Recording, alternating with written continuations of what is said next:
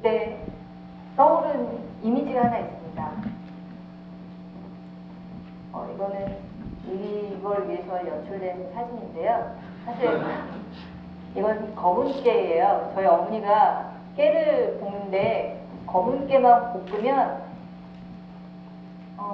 얼마나 이게 잘 볶아졌는지 확인할 길이 없다라는 생각을 하신 거예요. 그래서 노란 깨를 같이 섞어가지고 볶으셨어요. 그래서 노란 깨가 노르스름해졌을 때가 적당한 시간이다 라고 생각해서 이를 깨를 볶아서 저희에게 맛있는 과자를 만들어 주셨어요.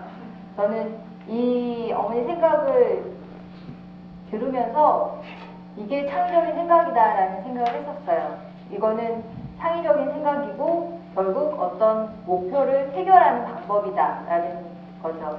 그랬을 때 이 어머니의 목표는 깨를 잘 볶는 것이고 문제를 인식하는 거는 검은 깨가 볶을 때 얼마나 잘 익는지 확인할 필요 없다. 이게 문제를 인식하는 것이었고요.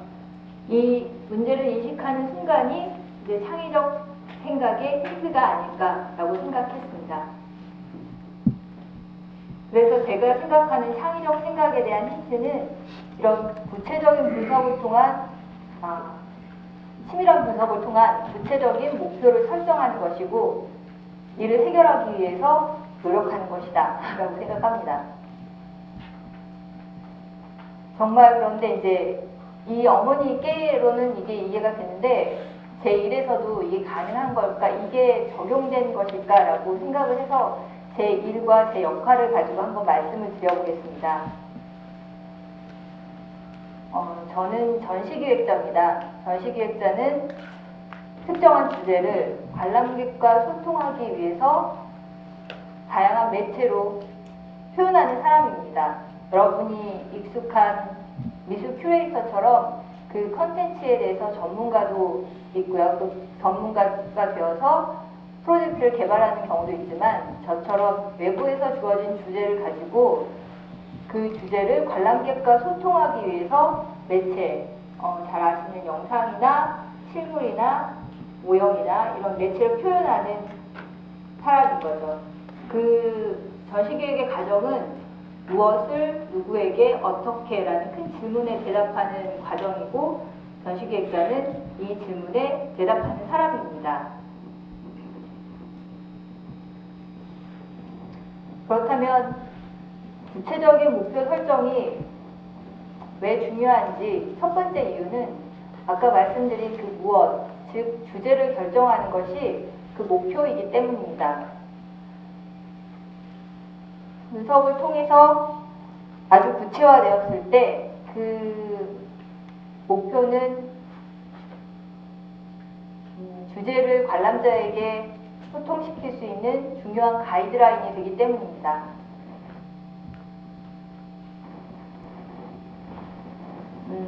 이거는 제가 미국 출장을 갔을 때 관람자 입장에서 봤던 전시인데요. 우리가 서로 그렇게 다른가라고 하는 부제를 갖고 있는 인종이라는 전시입니다. 이 전시는 인류학 과학관에서 관람하게 된 인류학 관련된 전시인데 2001년도 인류학 협회에서 미국 인류학 협회에서 대중에게 인종에 대해서 대중에게 잘 이해하도록 하는 목표를 가지고 이 전시를 기획하기 시작했습니다. 많은 조사와 연구를 통해서 이 인종이다라는 것을 이해하도록 한다라는 그 목표는 보시는 것처럼 이렇게 구체화되었습니다. 과학이라는 틀로 인종과 인류의 변화를 조사함으로써 남녀노소 누구나 일상생활에서 인종과 인종차별주의의 기원과 징후를 이해할 수 있도록 돕는다. 이 분명하면서도 구체적인 목표는 그대로 전시 주제가 되어서 전시를 구성하고 있습니다. 그래서 첫 번째 주제는 과학으로 이해하는 인류의 다양성, 그리고 인종이 역사 속에서 인종의 개념의 역사, 그리고 세 번째는 미국의 인종과 인종차별주의에 관한 현 시대 이야기.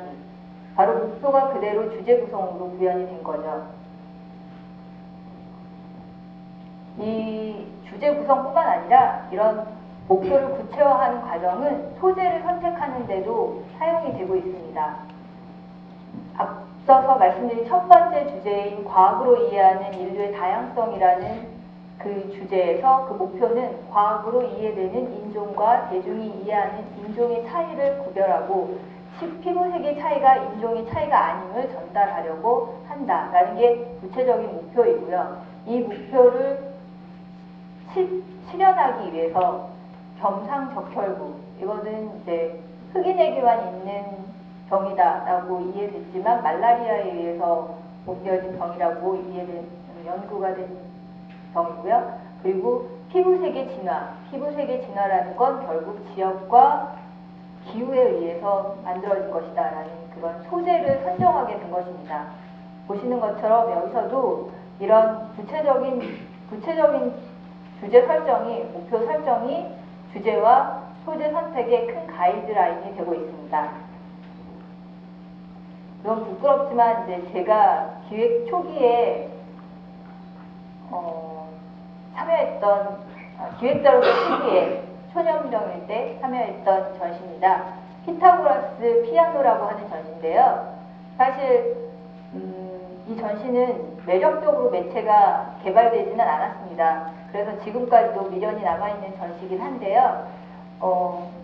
피타고라스 피아노라고 하는 거는 이 현의 길이가 정수기일 때, 즉 1대2, 1대 1.5가 아니라 1대2, 2대3 이런 정수기일 때 훨씬 더 완전한 음이 만들어진다라고 하는 그런 피타고라스의 이론인데요. 그거를 피아노로 접목을 시키면서 이 전체 기초과학관의 그 목표가 과학과 수학의 생활과 밀접한 관계가 있음을 전달하기 위해서 이제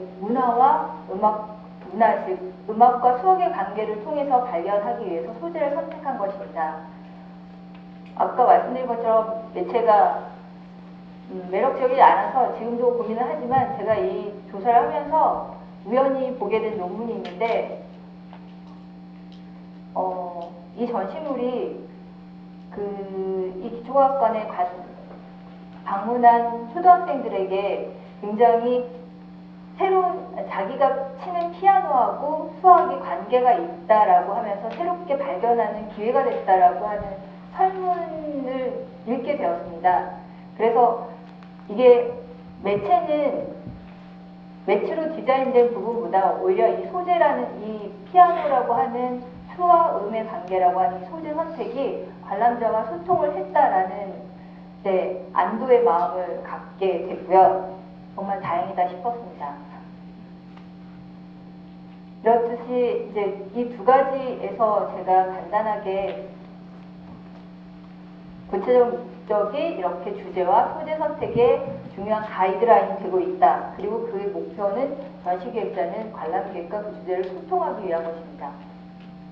두 번째는 왜 구체적인 목표 설정이 중요한지 그거는 어떻게라고 하는 즉 매체를 결정하는데 전시 목표의 핵심을 전달하는 방법이기 때문입니다. 이 어떻게라는 것은 여기서도 드러나듯이 목표의 핵심을 전달하는 방법이죠.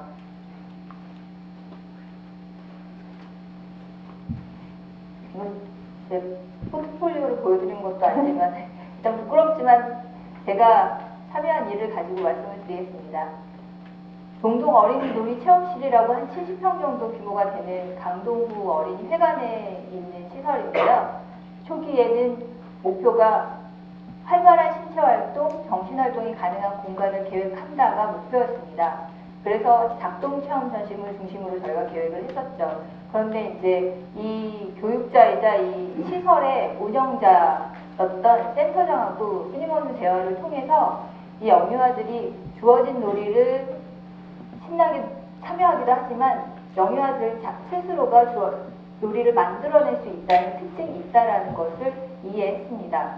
그래서 신체활동과 정신활동이 저희는 활동이라고 해서 작동체험 전시물로 바로 연결지었는데 그게 좀 더 다양한 신체활동과 다양한 정신활동이 있다라는 이해를 하게 됐습니다.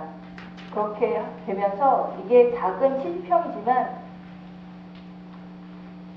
소근육 활동 공간, 그리고 관계를 발견하는 공간, 그리고 이제 대근육 활동 공간이라고 해서 여기는 아무것도 안 하고 이제 어떤 모형만 있는데 이 조그만한 공간에서 아이들이 스스로 놀이를 만들어낸다고 합니다. 그리고 소품과 변화가 많은 공간, 그리고 표현하는 정적인 공간, 이렇게 목표가 구체화되면서 다양한 매체로 개발이 되는 사례가 되겠습니다. 오늘도 참여하고 왔는데요. 제가 이제 매체를 설정하는데 왜 구체적인 목표가 중요한지 마지막 사례이겠습니다. 이 부분은 제가 지금 국립대구과학관의 제작 단계에 참여하고 있는데, 제작 단계라고 하면 앞서 말씀드린 주제도 결정이 되고 매체도 결정이 된 상태입니다. 그리고 이제 만들기만 하면 되는데, 이 전시 목표가 즉 전달하려는 의도가 정확하게 구현이 되었는지 여기서도 계속 피드백이 일어나는 것입니다.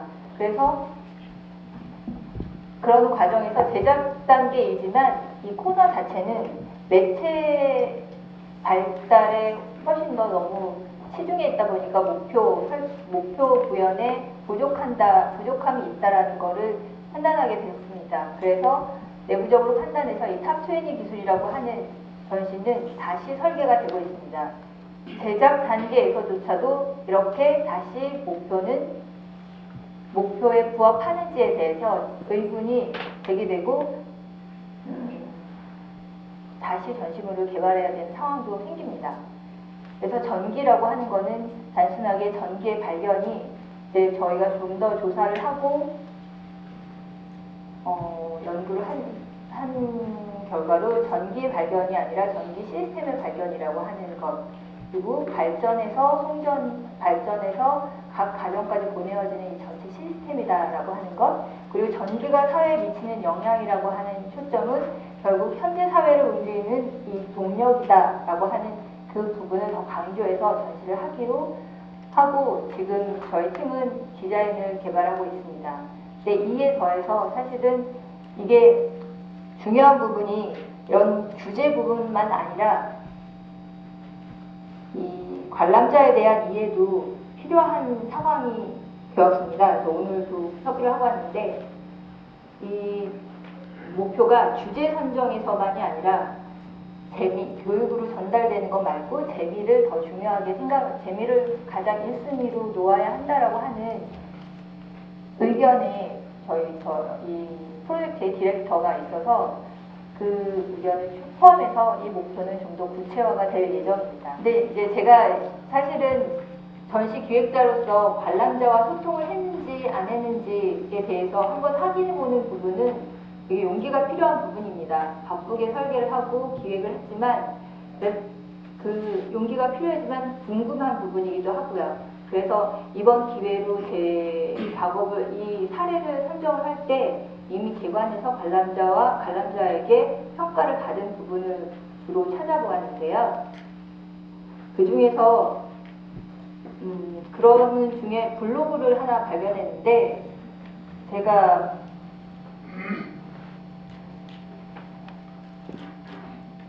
이게 아까 말씀드린 공동 어린이 놀이 체험실의 H라고 하는 전시물입니다. 좀 화려하고 자극적인 부분이 있긴 하지만 이 H라고 하는 전시물은 원래 제작 때는 이 머리카락이 없었습니다. 머리카락이 없었는데 아이들이 너무 무서워해서 예쁘게 이렇게 머리카락을 만들어줬고요. 그리고 이제 그런 블로그 내용을 읽다 보니까 궁금해서 제가 찾아가서 촬영을 한 건데, 가만히 지켜보다 보니까 아이들이 이 H라고 하는 전시물의 그 원리, 즉 재채기 원리를 이해하기보다는 그냥 놀이로 이 전시물을 사용하고 있다는 걸 느꼈습니다. 그래서 이제 물어봤어요. 그 전체 운영하는 분에게. 그랬더니 사실 이제 심지어는 어떤 아이는 자기 몸에 실현을 해보기까지 한다라고 하더라고요. 그래서 사실 무서운 상황이잖아요. 영향력은 있지만 그리 좋은 영향력은 아니었습니다. 그래서 이 구체적인 목표 목표를 설정할 때 이렇게 주제에 접근하는 것, 소재 선택에 접근하는 것도 중요하지만 이 대상자에 대해서 이해하는 부분도 정말 중요하다는 것을 이해를 했습니다. 성공적인 전시란 무엇인지, 사실은 성공적인 전시가 창의적인 전시다 아니다 라고 판단되는 게 아니라 의도된 바대로 관람객과 교감한 전시라고 생각합니다. 그리고 전시가 목표한 바대로 관람객과 교감했는지 그 질문을 묻는 부분이 중요하다고 생각합니다. 제가 처음 얘기드린 것처럼 창의적인 생각이 이런 구체적인 목표를 설정하고 이를 해결하는 그 과정에서 이를 해결하기 위한 문제를 인식하는 것, 그것이 창의적인 생각의 힌트라고 생각을 하고 이 관람객과 그 교감을 했을 때 그 주제는 영향력을 갖고 영향력을 발생한다고 생각합니다. 너무 진지해서 부끄럽습니다. 죄송합니다.